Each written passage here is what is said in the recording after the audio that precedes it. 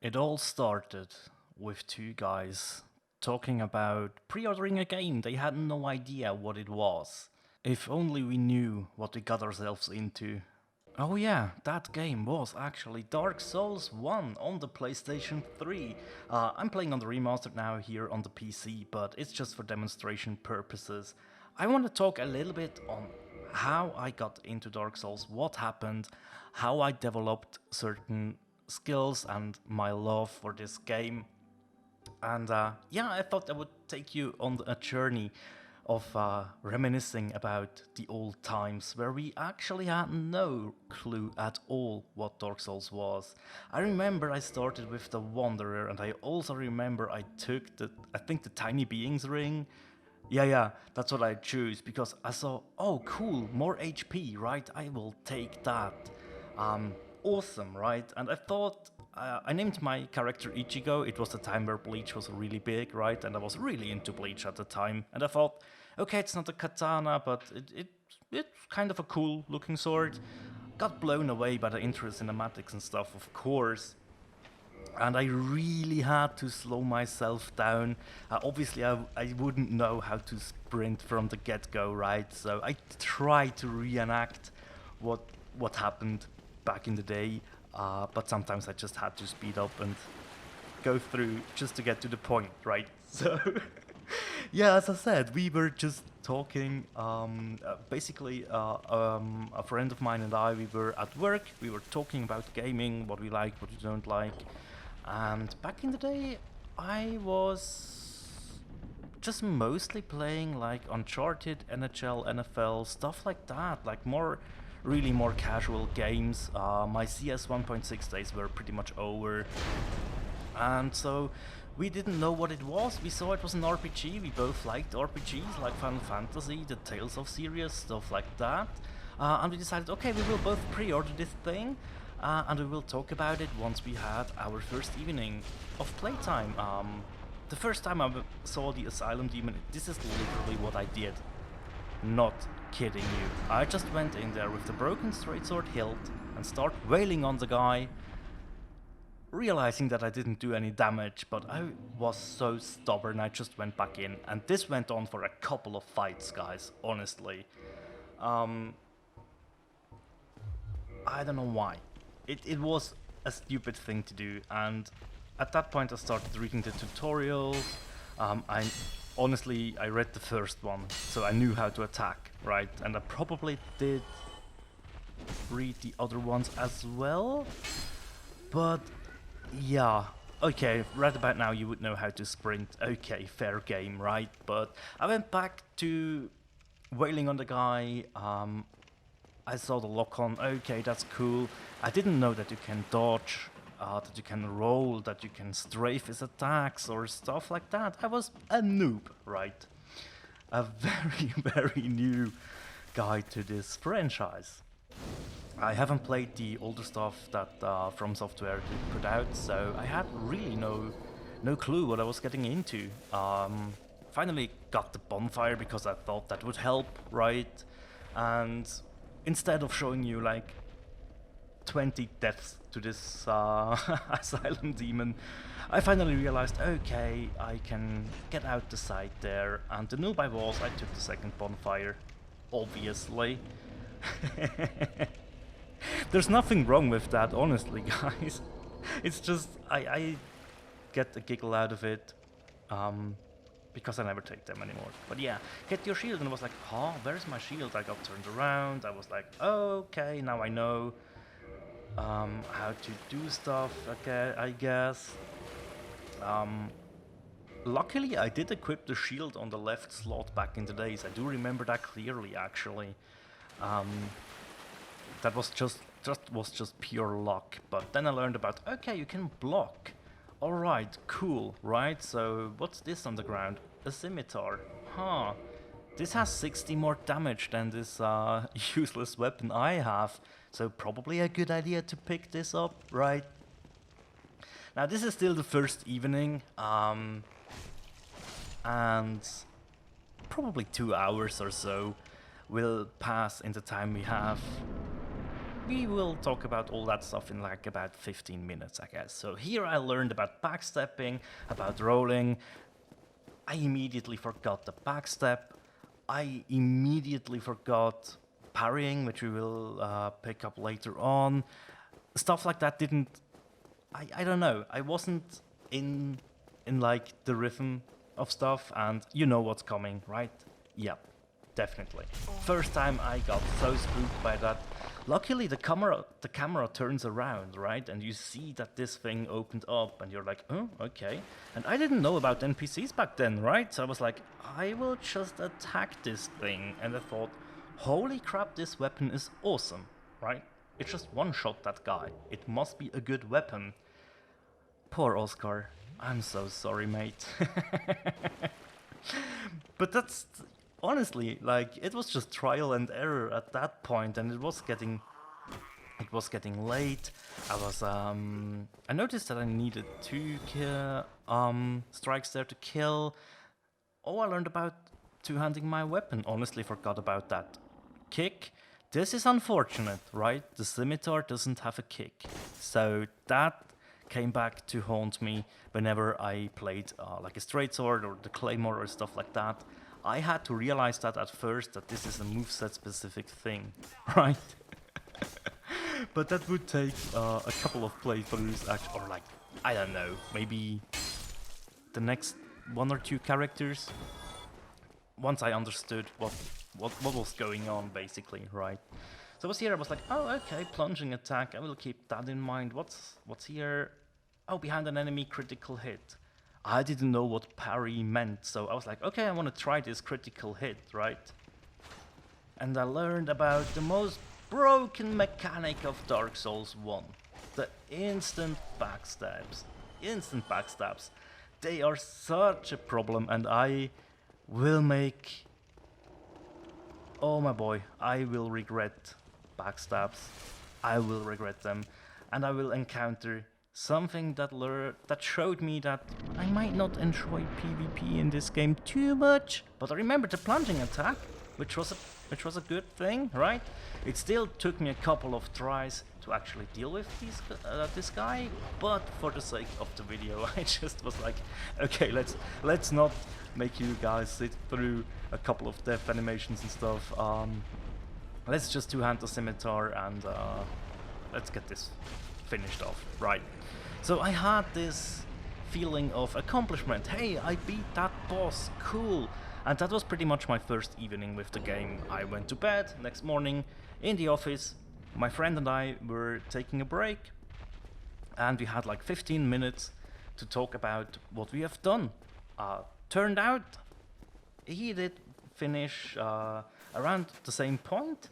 Like, he did kill the Asylum Demon as well, with a different tactic. He went for a Pyromancer and just bombarded that thing with his fireballs and did the rest with his axe. And I was like, okay, that's interesting. So I guess there's magic and stuff? I had no clue. He didn't as well. He just thought, hey, Pyromancer, that sounds cool. So I came to Firelink and it showed me that I could level up. Of course I went for dexterity. I mean, I wanted more damage, right? I didn't think about vitality or endurance at that point, but I took my time to speak with that NPC. I know I just clicked through the whole dialogue and I went after that shiny, and I didn't see the steps in front of me there. Honestly, I didn't see that. But my friend and I, as I said, we were talking and we were like, hey, what are you going to do next? And I was like, I seriously don't know. I basically logged off in Firelink, and I went to this item here and I died to some stupid skeletons. And I was like, I didn't do much damage. It was really, really strange. I really don't know what's going on, right? I started to remember, okay, I can block and stuff like that. So he was like, okay, I will check this area out as well, right? So maybe if we share some information, we can make out something, or we can see something that makes sense. So another evening rolls around, right? After work, we are finally able to like explore stuff again. So I died in the graveyard a couple of times. I really can't remember how often I went there before I said, okay, I will try this little road up here or this way. And I found Petrus. He said he wanted nothing to do with me, and I just left it at that, right? I didn't know that you had to talk multiple times with him. So yeah, I went exploring here and I found this item. I was like, oh cool, that seems to be the way to go then, right? Right? The amount of players that do not know about this drop is astonishingly high, guys, honestly. My friend never found this. He never found this, and I didn't talk to him about this. I just said I found some items. I didn't thought that this would be an important thing, right? Homer Bones? Who needs that? Cracked red eye orbs? Don't even know what that is. The Morningstar talisman? No. I want my katana and I want it fast. So obviously it loops back, right? It loops back to the graveyard, to the skeletons. I started to remember, okay, critical attacks are a thing. All right. Blocking is a thing. Dodging is a thing. And it still took me quite some tries. And I just wanted to showcase one fight here where I get hit a couple of times. Take my time to go away from them, heal up. So I'm starting to learn about the mechanics of the game, what I should do, what I shouldn't do. And in Dark Souls 1, really a shield with 100% physical block is your friend, and you learn that early on. Obviously I don't have a 100% block right now, but that's beside the point. You find one really soon. So I was like, okay, I will just hide behind my shield then and try to find attack windows, and that slowly progressed my skill or my skill set in Dark Souls to a point where I was like, okay, I think I can deal with this game now. I think I can start pushing forward, right? So I tried that, and keep in mind, in the original, the first unpatched version that we got, these skeletons would actually respawn. And I was so glad I got this on camera, because they parried me back in the days and I didn't know what was going on. So to demonstrate the respawn of the skeleton, I will just give him a backstab and then I will let him kill me. But that's just to show that the second guy that I killed, or the first one that I killed, respawned and got me good, right? So I died again, and again, and again, and again. You get the gist of it. So I was like, okay, I don't want to go to here anymore. I really do not want to stick around. Ask my friend about it. He was like, dude, I keep dying there, honestly. What should we do? We really didn't know. And he said, you know what, I discovered the stairs next to the NPC. If you go to the left there, you can go down the stairs. And I don't know if there is something, but hey, come on, let's go explore that. So we went home from work again, and we started exploring this part of the game. Now, for those of you who have played Dark Souls, you know we are we are making the worst decisions you could possibly make in the beginning, right? We went to an area with respawning enemies that we are not dealing any damage to, or like very little damage, not none, but little damage, right? And we didn't get what the devs wanted to tell us, right? The game tells you you're not ready for this. You shouldn't go here. So we finally gave in to that, and we thought, like, you know what, maybe we shouldn't go there. And once I was done here, I was like, this is easy again. These guys die in 2 hits. This is definitely the way to go. And I saw the blue light when I walked out for the first time out of the elevator. I was like, I want to go there, man. I don't care. I see blue light. I want to inspect that. What does it do? Nothing. It's just blue light, right? But it looks good. I like blue, so I had to investigate. And I came across these stupid guys. Yeah, I didn't know about transient curses, or being cursed in general actually helps as well, right? Well, not helps, but you can deal damage and you can block damage from these guys. So I was like, What the hell? Why? Why? I went through the trouble of the graveyard a couple of times, I kept dying, and now this is happening? I faced an enemy that I can't even do damage, and I can't block. So you know what happened there? Yes, the immediate quit out. That was basically it for this day, right? And I was seriously thinking about, should I start a new game? Should I try and take another class? And I was like, obviously I didn't have that many characters, obviously. So I just loaded up the save that I had, and I was like, okay. My friend called and was like, bro, we are so dumb. There was a way there that we didn't see. And it was the way we should have gone in the first place, right? So then I sat down and was like, okay, game, you are such a bitch sometimes. I will get better. I will start practicing parrying. I will start practicing backstabs. I will start really getting into this game. I will take your mechanics, I will learn them, I will try to master them as good as I can, and you will be my bitch from now on. Well, not to that extreme, but I was determined to get better. You often hear this advice, right? Get good. What does it actually mean, right? It can mean so many different things.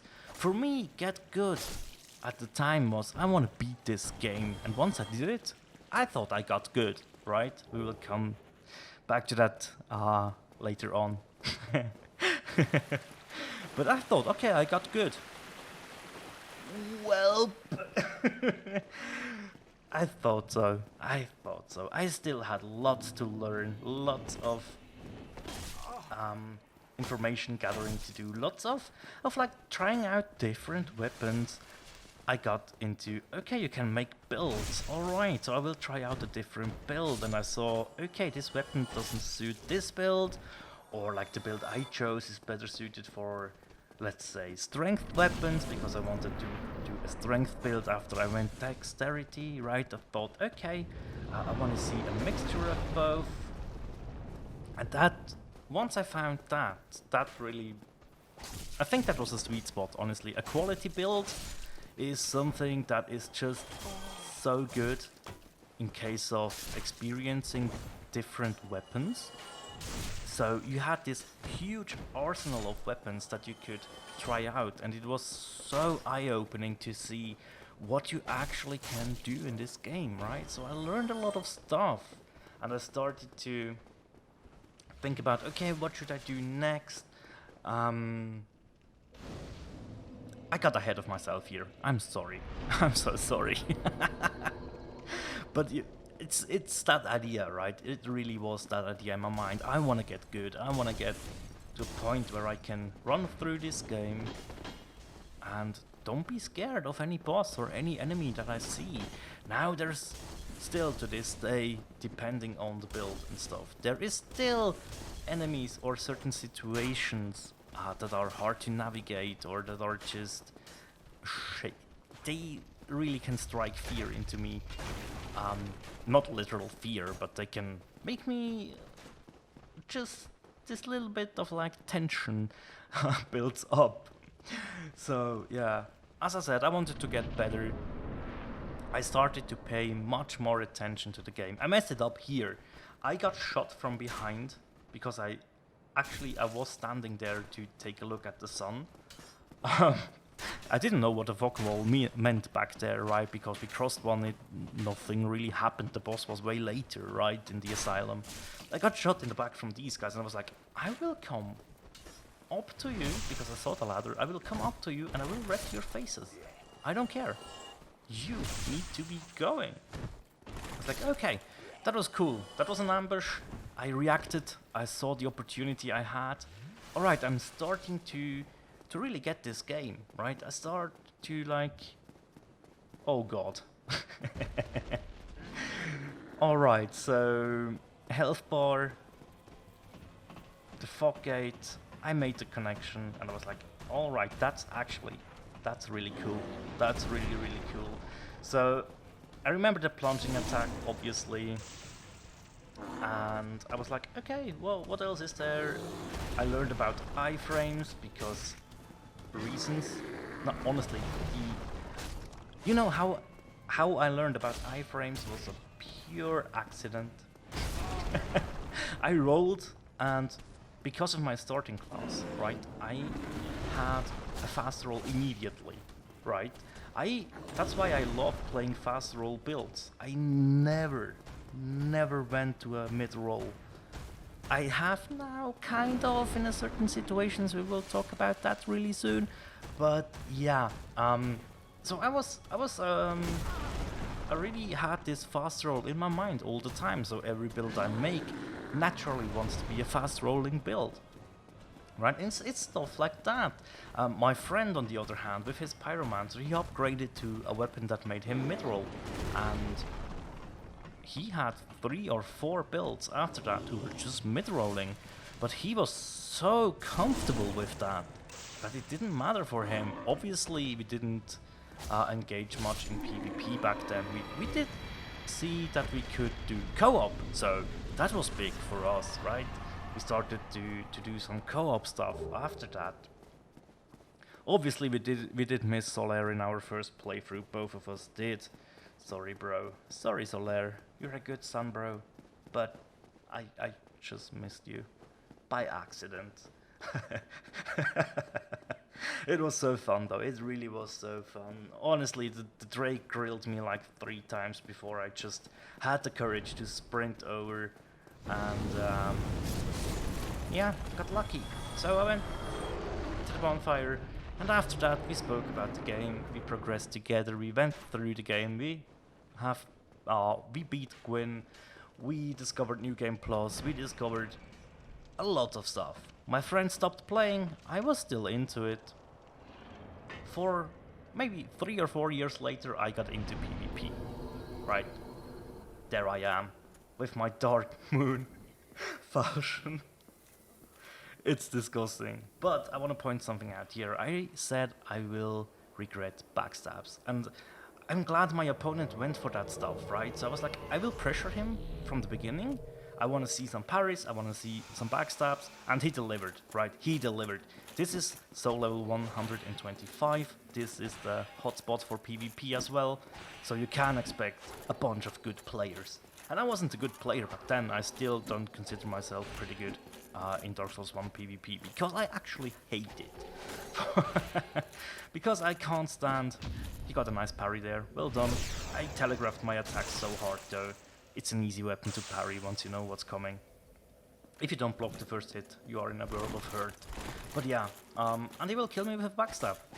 So yeah, I started regretting that immediately, and I went on to Dark Souls 3 PvP, which I actually adore. That is so much better PvP. He even bowed to me, what a legend. Dude, if you stumble across this video, I love you. So yeah, what's there now? Well, I did some playthroughs.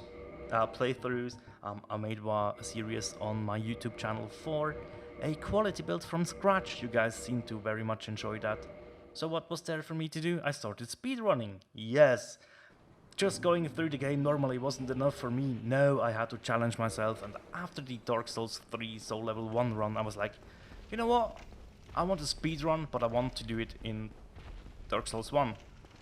Because from the PvE, from the story, from the world, the map design, all that good stuff, I love Dark Souls 1 way more than Dark Souls 3. And I started speedrunning with a beginner-friendly route that I then optimized, uploaded that to my channel so you guys can watch that as well. And yeah, I mean, now I'm speedrunning this game for fun in times where I'm like, I need to chill, what should I do? Let's speedrun Dark Souls 1. Dark Souls 1 became my game to chill, and that is amazing. That is honestly a thing I never thought that this game could deliver to me, right? So that is the gist of it. That's what I wanted to share with you guys, right? This game was... I had no idea what this game was. I really had no idea. And the fact that I was playing with a friend, not playing with in the sense of co-op, but we were both playing and talking about what happened to us in our separate playthroughs, that pushed us forward, and we wanted to get better and stuff, and just improve ourselves, or our skill sets in this game. Yeah, it's just a game, but we wanted to get better at it, right? And over the following years, I honestly fell in love with this game even more and more and more. And as I said, today it is my game to chill, to relax, to play while I'm talking with friends in Discord, while we are speedrunning. Not only me, but my friend as well. He started speedrunning, a different friend though, but he started speedrunning as well. So yeah, that's really all I wanted to talk about. I hope you have enjoyed this little story about how I picked up Dark Souls and how I progressed through it, and what it means to me as a game. So yeah, with that, I will finish for today. Stop rambling, and I wish you guys all the best. Thank you so much for watching, and as always, take care. Bye.